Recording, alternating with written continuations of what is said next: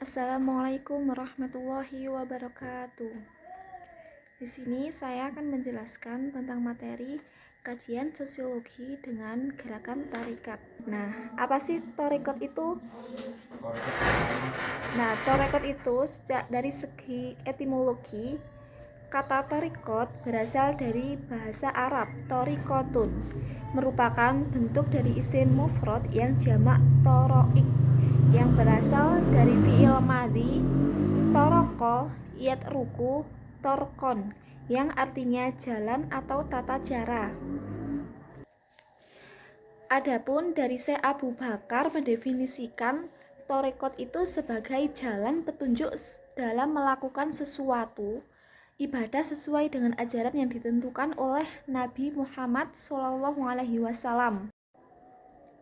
Adapun dari Syekh Abu Bakar mendefinisikan tarekat itu sebagai jalan petunjuk dalam melakukan sesuatu ibadah sesuai dengan ajaran yang ditentukan dan dicontohkan oleh Nabi Muhammad SAW dan dikerjakan oleh sahabat dan tabi'in turun-temurun sampai kepada guru-guru, sambung menyambung dan rantai berantai. Keberadaan tarekat merupakan rangkaian sejarah timbulnya sufisme atau tasawuf dalam Islam yang pada awalnya merupakan jalan yang ditempuh umat Islam dalam usaha mencari keridhaan Allah Subhanahu wa Ta'ala dan Rasul-Nya. Kemudian pada akhirnya bergeser pada organisasi keagamaan yang sangat besar pengaruhnya di dalam perkembangan masyarakat.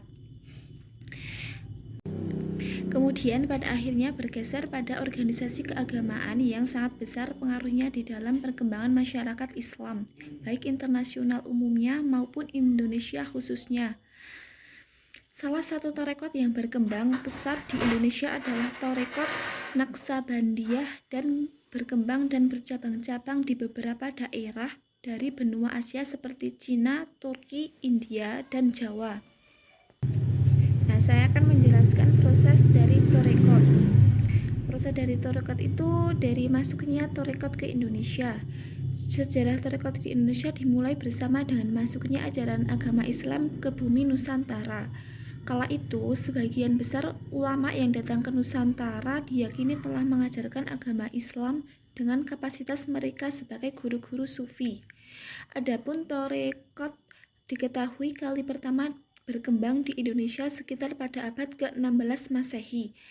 Aliran tarekat yang bersantara kala itu meliputi tarekat Qadiriyah, tarekat Satariyah, tarekat Naqsabaniyah, tarekat Khalwatiyah, tarekat Samaniyah, hingga tarekat Alawiyah.